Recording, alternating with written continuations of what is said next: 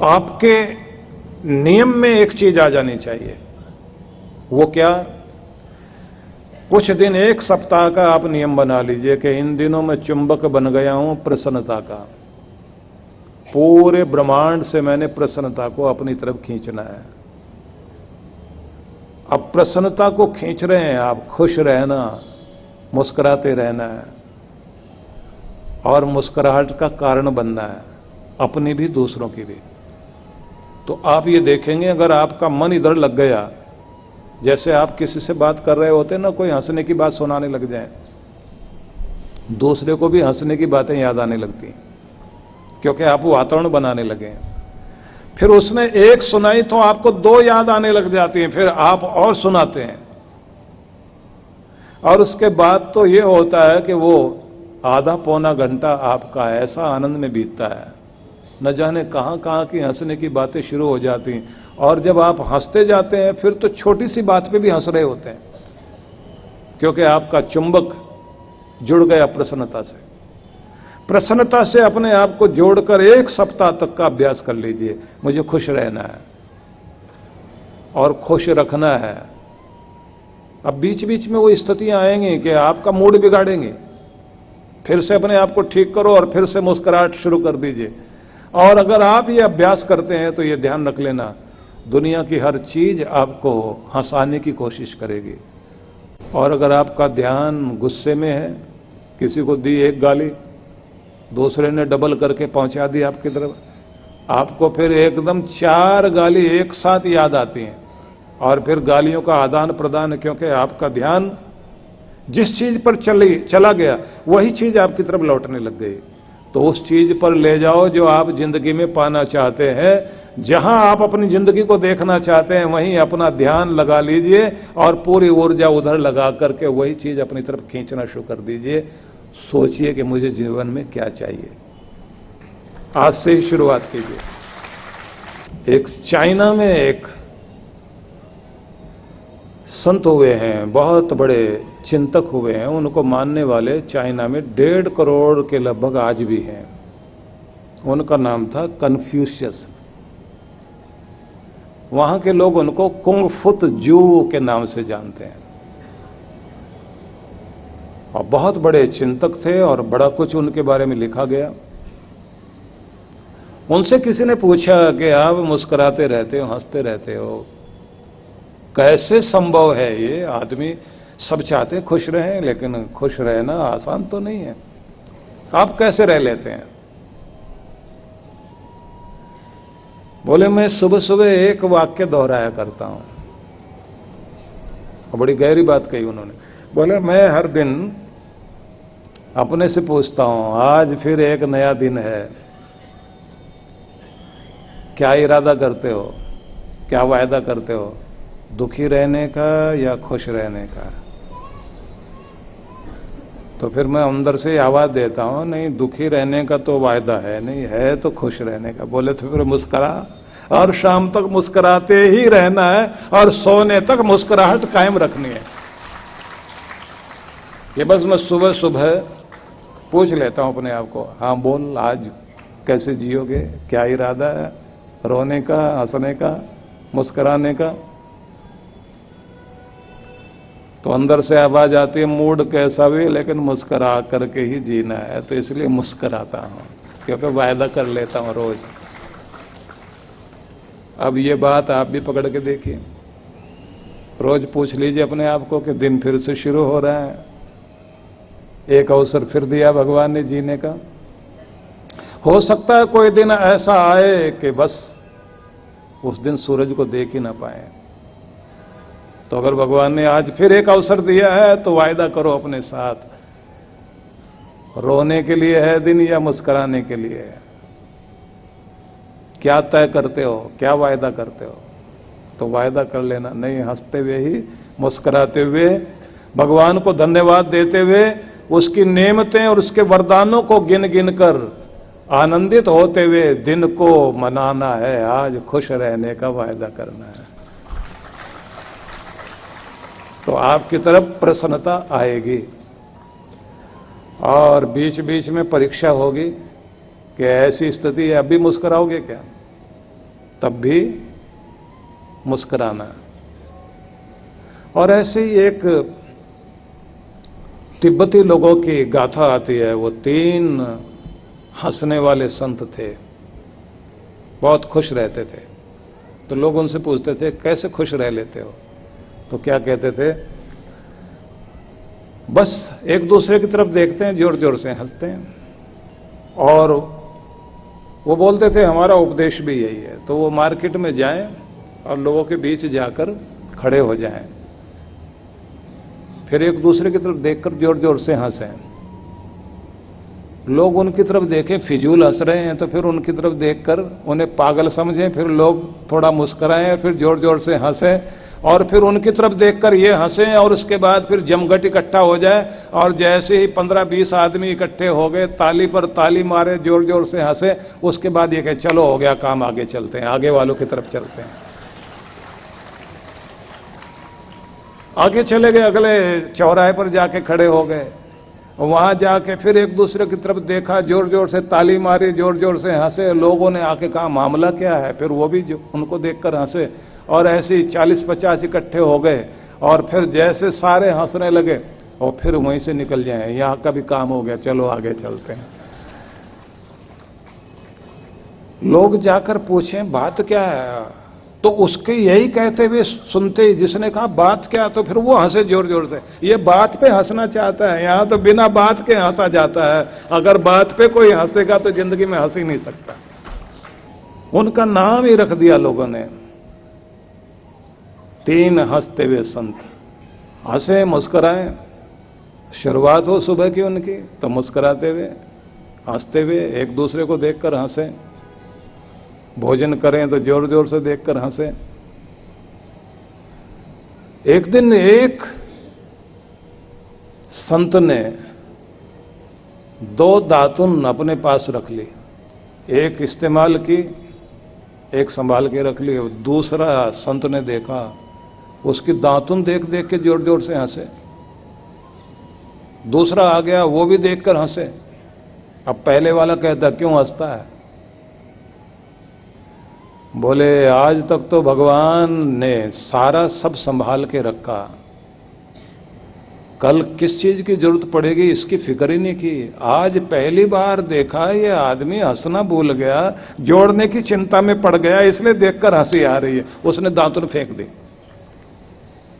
जिसने आज के लिए दी है वो कल भी देगा, और जो कल के जोड़ने की चिंता में पड़ गया वो कभी हंस ही नहीं सकता, वो मुस्कुरा नहीं सकता। उसको तो हर समय रहेगा कल की फिक्र कर लें, ये भी मिल जाए वो भी मिल जाए। अब रोज ये लोग उसको टोकें। इसने एक दिन दातुन संभाल के रख ली थी, और थोड़े दिन ऐसे गुजरे कि जब वो मर गया बेचारा। जैसे मरा, एक कागज लिखा मिला। कागज पे लिखा था मुझे नहलाना मत, और मेरे कपड़े भी जैसे मैंने पहन रखे हैं ये ऐसे ही रखना, उतारना भी नहीं। अब ये दोनों जोर जोर से हंसे और कहें बड़ा कंजूस आदमी निकला, अपने कपड़े भी साथ ले जाना चाहता है, कपड़ों में भी कुछ छिपा रखा होगा, और नहाना भी नहीं चाहता।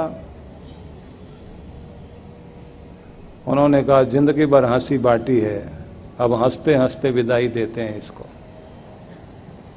लेकर जा रहे थे, लोग भी साथ साथ इकट्ठे हो गए, शहर भर के लोग, 3 हंसाने वाले, हंसने वाले, खुश रहने वाले, आनंद के यात्री तीनों आज विदाई, तीनों में से एक विदाई ले गया, चलो छोड़ने चलते हैं। वैसे ही आनंद मनाते हुए जा रहे हैं। सबसे कहें कि भाई आनंद की यात्रा में था ये व्यक्ति, इसलिए आंख में आंसू मत लाना, क्योंकि रुलाने वाले तो दुनिया में बहुत है। हंसाने वाला एक था, खुश रहने वाला एक व्यक्ति था, तो तुम भी आनंद मनाते हुए उसको विदाई दो। जैसे ही उसको चिता पर रखा, आग लगाई गई, चारों तरफ से लोग घेर के खड़े हुए थे। तो लोगों की आदत है जब ऐसी घटना होती है तो उदास होने लग जाती हैं आंखें, कुछ की आंखों में आंसू आ गए। इन लोगों की भी, इन दोनों महात्माओं की भी हंसी जो हर समय रहती थी वो रुक गई कि जोड़ी टूट गई। 3 लोगों की थी, तीनों का में से आज 2 रह रहे हैं, जाने वाला जा रहा है। चिता में जैसे ही आग जली और इतने जोर से उसमें धड़ाम धड़ाम की आवाजें आनी शुरू हुई, जोर से जैसे बम फट गया हो ऐसी आवाज आई, धमाका आया और फिर फुलझड़ी छूटने शुरू हुई। और जो झटका लगा एक साथ लोगों को, और फिर लोगों को ध्यान में आया ये तो अपने मरते समय पटाखे वटाखे अपने अंदर भर के लेके आया था कि आखिर में भी झटका दे के जाऊंगा। और उसके बाद जो ताली बजा के लोग हंसे, सबके मुंह से एक ही बात निकली, मरते मरते भी हंसा कर गया है, रुला कर नहीं गया है, उसे जीना आता था। कहाँ ध्यान आपका, आनंद में, रोने में, दुख में, या खुश रहने में? जहां भी अपना ध्यान लगा लोगे वही चीजें आपकी जिंदगी में आकर जुड़ जाएंगी। हमारा ध्यान तो बढ़ता ही रहता है, फोकस किस चीज पर है? भगवान श्री कृष्ण कहते हैं अपना फोकस अपने भगवान में, भगवत्ता में जोड़ लीजिए और वहाँ का जो ऐश्वर्य है वो जीवन में आना शुरू हो जाएगा। लेकिन ये भी ध्यान रखना है कि अपने अच्छे बुरे कर्मों का प्रभाव जो जीवन में जुड़ा हुआ है उससे इसी जन्म में मुक्ति पाने की चेष्टा करो, जिससे अगला जन्म जो है वो जन्म परमात्मा के धाम ले जाने वाला हो जाए। मतलब ये जन्म जो है आपको परमात्मा से जोड़ने वाला बन जाए, ये नहीं कि आप फिर दुनिया में दुख भोगें। कहते हैं जिसको कर्मों को ठीक ढंग से करना आ गया उसको योगी कहलाने का अधिकार मिल गया। बुद्धि की समता चाहिए। अब ये बुद्धि की समता क्या है ये समझने की बात है। बुद्धि की समता ये है कि जैसे ही आपको किसी भी तरह की कोई चीज दुनिया की प्रभावित कर गई, गुस्सा, अहंकार या ईर्ष्या या बदले की भावना, दिमाग उसी में लगने लग जाता है फिर, और वही जतन ढूंढता है आदमी के दूसरे को कैसे मैं परेशान करूं, इसने मुझे तंग किया तो मैंने इससे बदला लेना, और दिमाग उधर ही लगेगा। भगवान ये कहते हैं ये बुद्धि तुम्हारी बहुत बड़ी चीज है, क्योंकि सारे जितने भी जीव मात्र हैं सबसे ज्यादा उत्कृष्ट बुद्धि भगवान ने मनुष्य को दी है। और ये बुद्धि का ही प्रभाव है जिसके कारण इंसान सभी पशु पक्षी कीट पतंगों के ऊपर राज करता है। ये बुद्धि अगर गलत तरफ लग गई, जैसे शकुनी ने भड़का भड़का कर, आग लगा लगा कर सारे कौरवों को विनाश की तरफ लाकर खड़ा कर दिया, और भगवान कृष्ण ने निराश मन को भी और भटकते मन को भी सबके ठीक करके सही दिशा में लाके खड़ा कर दिया। तो परिणाम क्या हुआ? राज्य तो मिला ही, लेकिन राज्य मिलने के बाद प्रजा सुखी हुई, धर्म राज शुरू हुआ, धर्म का राज्य शुरू हुआ। युधिष्ठिर राजगद्दी पर बैठे, राजगद्दी पर बैठे तो उनका प्रभाव देखिए आगे क्या हुआ। युधिष्ठिर जब राज कर रहे थे, प्रजा के अंदर वो चालाकी, छल, कपट, प्रपंच, धोखा देना, चोट पहुंचाना, बदला लेना, वो सब खत्म हो गया। और एक दिन दरबार लगाकर बैठे थे राजा युधिष्ठिर। युधिष्ठिर के सामने 2 किसान आ गए लड़ते हुए। महाराज आप हमारा निर्णय कीजिए, क्या झगड़ा है? महाराज मैंने अपना खेत बेच दिया इस आदमी को। खेत बेचा है तो ये जैसे ही खेत में से पत्थर वत्थर हटाकर और खेत की जुताई कर रहा था तो खुदाई करते करते वहां से सोने का सिक्कों से भरा हुआ घड़ा निकल आया। अब घड़ा निकल आया है तो महाराज ये मेरे पास लेकर आ गया और मुझे कहता है तुमने खेत बेचा था, तो तुमने तो खेत ही बेचा ना, मिट्टी बेची, खेत बेचा। तो ये सोने के सिक्कों से भरा हुआ तो आपने नहीं बेचा था, इतने तो पैसे मैंने आपको दिए भी नहीं जितना सिक्कों से भरा हुआ मुझे मिल रहा है, ये तो आपका, अपने आप पास रखो। तो मैंने इसको कहा कि इस समय इस धरती पर राज कर रहे हैं राजा युधिष्ठिर, और उन्होंने 1000 कष्ट सहे लेकिन धर्म नहीं छोड़ा, सत्य नहीं छोड़ा। महान चरित्रवान व्यक्ति हमारे देश का राजा है। तो ऐसे राज्य में हम रहते हैं। अगर मुझे ये घड़ा मिलना होता तो जमीन तो मेरी थी, मैंने भी खुदाई की है, मैंने भी हल चलाया, मुझे तो नहीं मिला। जैसे मैंने तुम्हें बेच दिया तुम्हें मिला, तो ये हक तुम्हारा है। उसने कहा कि मैंने जमीन खरीदी है, सोने का घड़ा तो मैंने नहीं खरीदा। तो जब बिना मेहनत के और बेईमानी से या बिना कुछ किए ज्यादा लेने का चक्कर आता है, उसके कारण व्यक्ति की बुद्धि बिगड़ती है। मेरे घर में गड़बड़ ना हो जाए, मेरे बच्चों की बुद्धि ना खराब हो जाए, तो मैं ऐसा धन क्यों ले लूं जिस पर आपका हक होना चाहिए। वो कहता आपका हक है, वो कहता आपका हक है। राजा युधिष्ठिर से बोले अब आप निर्णय करो। राजा युधिष्ठिर ने दोनों को देखा, देखने के बाद बोले ये बताओ कि तुम्हारा उम्र कितनी है। उसने कहा साहब मेरी तो 60 के लगभग हो गई। दूसरे ने कहा मेरी 58 साल की हो गई। अच्छा बच्चे कितने? एक ने कहा मेरी एक ही बेटी है, दूसरे ने कहा मेरा एक ही बेटा है। बोले जिसने जमीन बेची है उसकी बेटी है ना? बोले हाँ साहब उसकी बेटी है। और जिसने खरीदी है वो? बोले उसका बेटा है। बोले घड़ा लेकर आओ और इनको पकड़ाओ। जिसने बेची थी उसको पकड़ाया और पकड़ा करके कहा अब ये घड़ा इधर की तरफ आपने देना है, लेकिन एक बात ध्यान में रखकर, तुम दोनों भले लोग और तुम्हारे दोनों के बच्चे बड़े हो गए हैं, तो क्या एक दूसरे के साथ रिश्ता करना चाहते हो? क्योंकि इतने पवित्र दिल के लोग हैं। बोले साहब बिल्कुल तैयार हैं। बोले तो फिर ये घड़ा बेटी को जाएगा।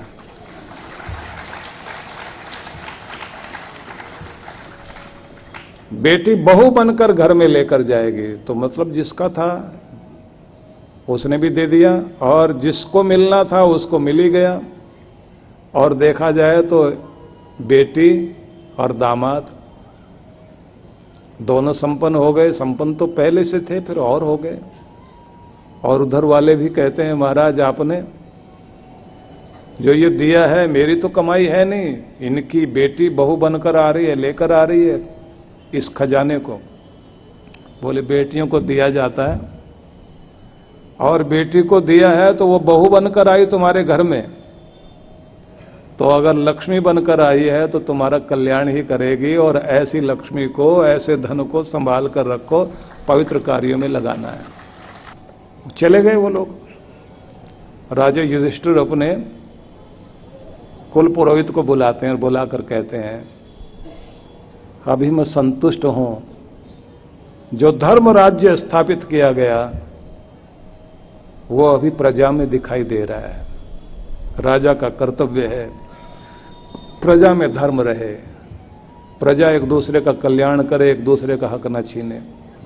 समय बीतता गया और जब उन्होंने आगे राजपाट देना था अभिमन्यु के पुत्र को, परीक्षित को देना था, तो दिया कब?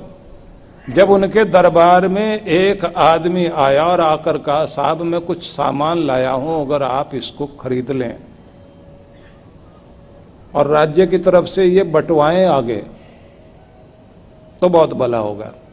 क्या चीज लाए हो भाई? तो एक ताला लेकर आया। बोला साहब ये एक चीज है, घर में सामान रखा हुआ है तो आदमी दरवाजे पर कुंडी लगाकर अगर इस यंत्र को लगा देगा ना तो उसका कोई सामान नहीं चुराएगा।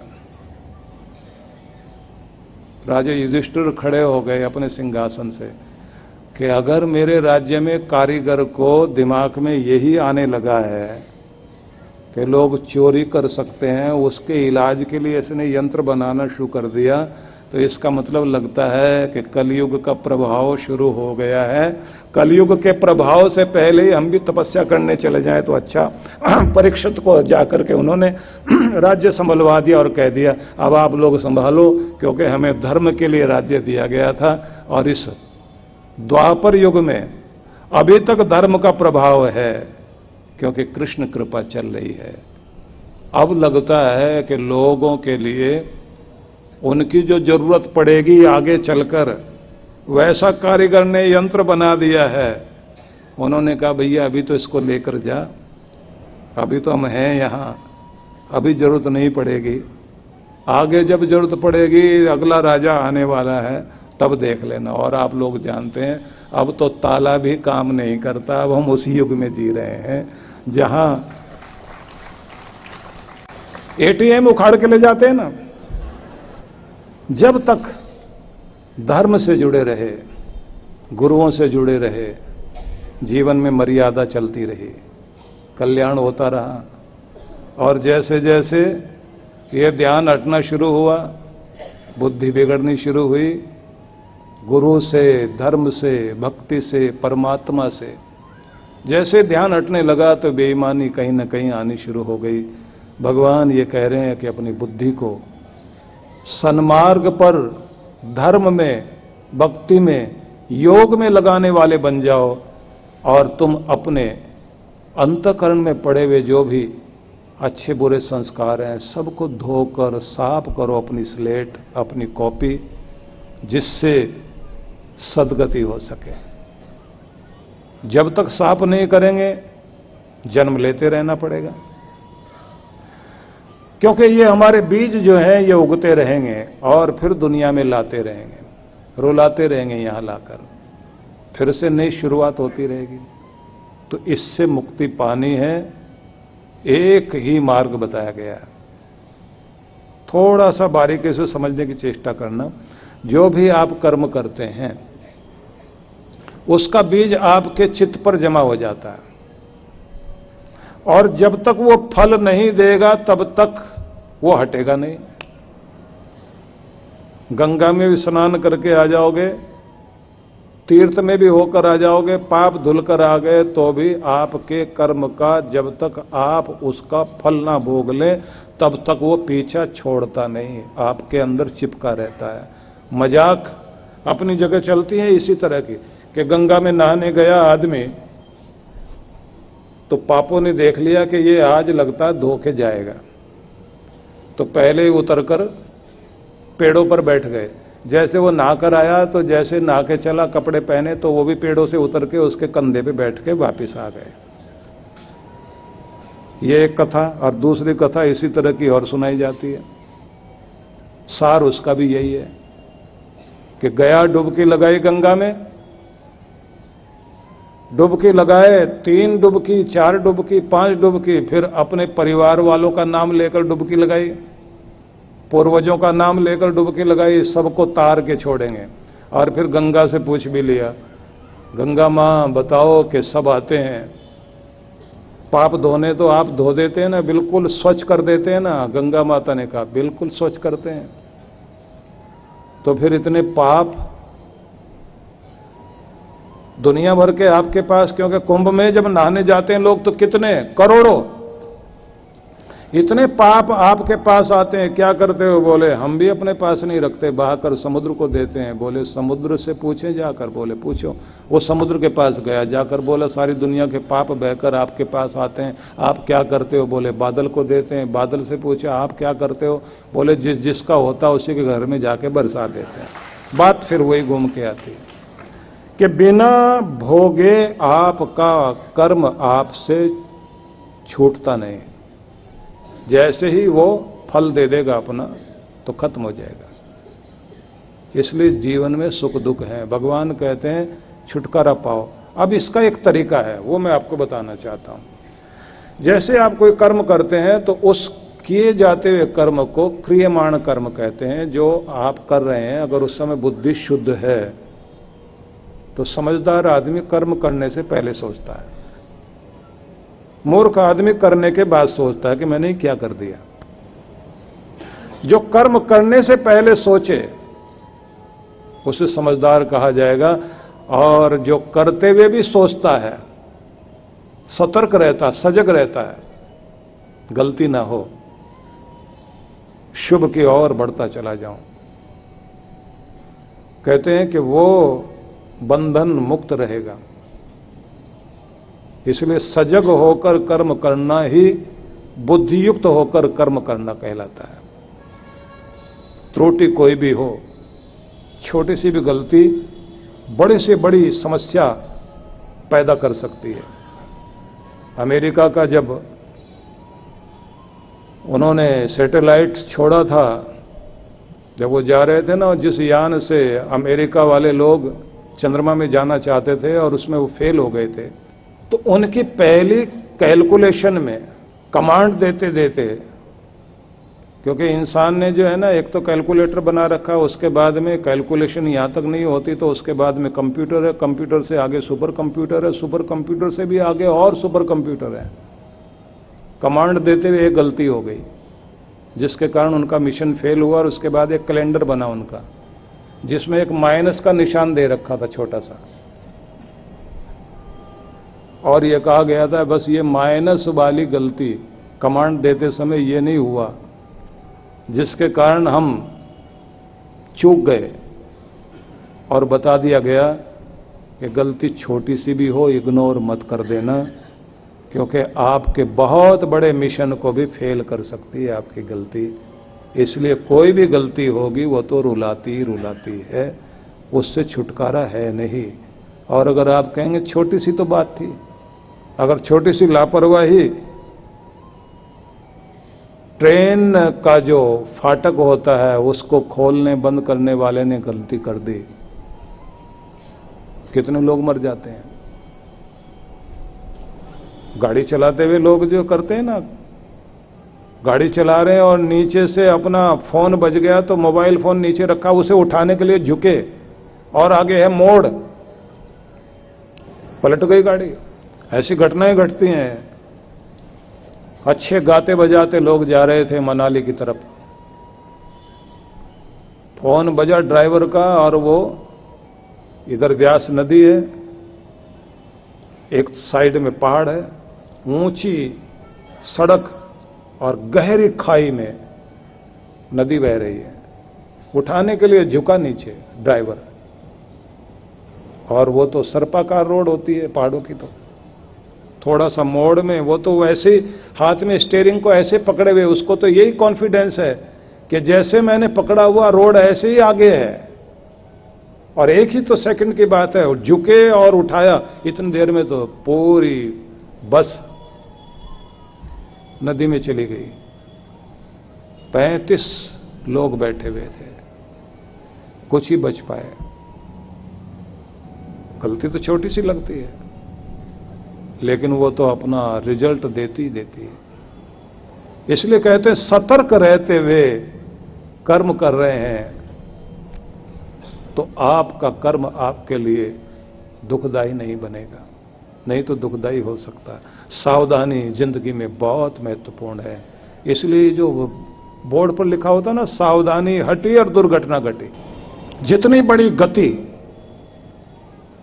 उतनी बड़ी सतर्कता, जितना तेजी से आगे जा रहे हो उतने तेजी से सतर्क बने रहिए और अपने ब्रेक का इस्तेमाल कीजिए। सफल हो गए, आप तरक्की कर रहे हैं और ऊंचे और ऊंचे और ऊंचे जा रहे हैं, तो और ज़्यादा सावधान और ज़्यादा सावधान और ज़्यादा सतर्क।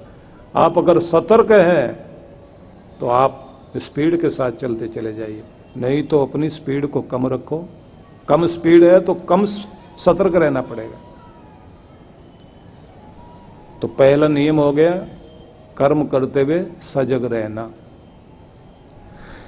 दूसरा नियम बताया गया है कि आपके कर्म जमा हो गए खाते में, अब उन्हें पकने के लिए लगेगा समय।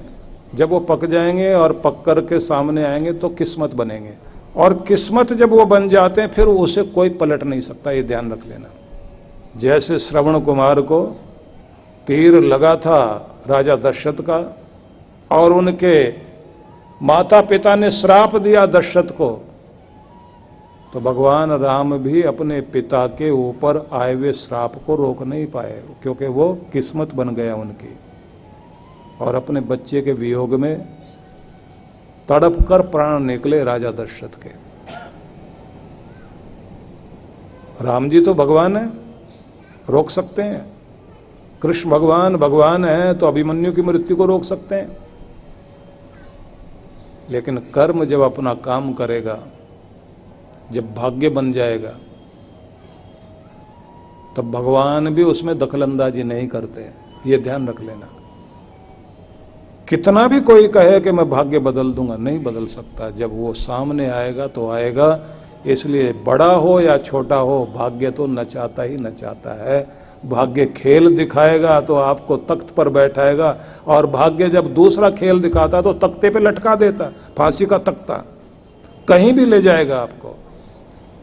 तो एक नियम ये बताया गया कि वो भाग्य बनने से पहले आपके पास एक प्रयोग है कि जो बीज आपके अंतःकरण में पड़े हुए हैं उन्हें आप तप से, साधना से, समाधि से निर्मूल कर दें, जला दें। जैसे कोई बीज भून दिए जाएं तो फिर वो उगते नहीं, ऐसी व्यवस्था तपस्या की कही गई है। इसलिए आपके पूर्वज लोग तप करने के लिए वन में जाया करते थे, इसलिए इतने आश्रमों में जाके बैठते थे, इसलिए इतना कुछ किया जाता था कि हम अपने आप को निर्मल कर दें। भगवान ये कहना चाहते हैं, तस्मात् योगाय युजस्व, योग का सेवन करो, तपस्या का सेवन करो, क्योंकि यही है जो आपको पाप ताप से मुक्ति दिलाएगा। योग कर्म सुकौशलम, कर्मों को कुशलता से करना आ जाए, बस इसी का नाम योग है, क्योंकि मुक्ति का कारण यही बनेगा। बस इसी को याद रखिए। आप सबको बहुत बहुत शुभकामनाएं। आप सब बहुत प्यार से सुन रहे हैं, लेकिन मैं ये जरूर चाहूँगा कि जब आप इतने प्यार से सुन रहे हैं तो मन में ये भावना जरूर रख लें कि थोड़ा समय हर दिन निकाला करेंगे, सुबह बैठकर भगवान की भक्ति, जाप पाठ, आपके हाथ में एक छोटी सी सुमरनी जरूर रखना, चलते फिरते जाप करना। बैठ गए तो मौन होकर थोड़ी देर ध्यान में जाना, और ऐसी आदत पड़ गई तो फिर तप की भी आदत पड़ेगी। हम लोग भी आपको बुलाते हैं तो कभी कभी ऐसा मौका निकाल लिया करें, जैसे ऋषिकेश में बुलाते हैं ना गंगा तट पर, वहाँ बैठाते हैं तो बैठाते ही सबसे पहले एक वाक्य कहते हैं कि गंगा की धारा की तरफ देखो। एक दिन इस गंगा में आपका शरीर का आखिरी अवशेष, आपका ही कोई परिवार का व्यक्ति, आपकी आखिरी निशानी गंगा को सौंपने के लिए आएगा। तो शरीर की आखिरी निशानी यहाँ सौंपी जाए, चिता जलने से पहले अपने चैतन्य को जागृत करने के लिए, जिसके सिर से यह गंगा बहती है, भगवान शिव के चरणों से अपने को जोड़ने के लिए आपको आज बुलाया गया है कि यहाँ बैठकर अपने शिव से मिलने के लिए आपको साधना करनी है।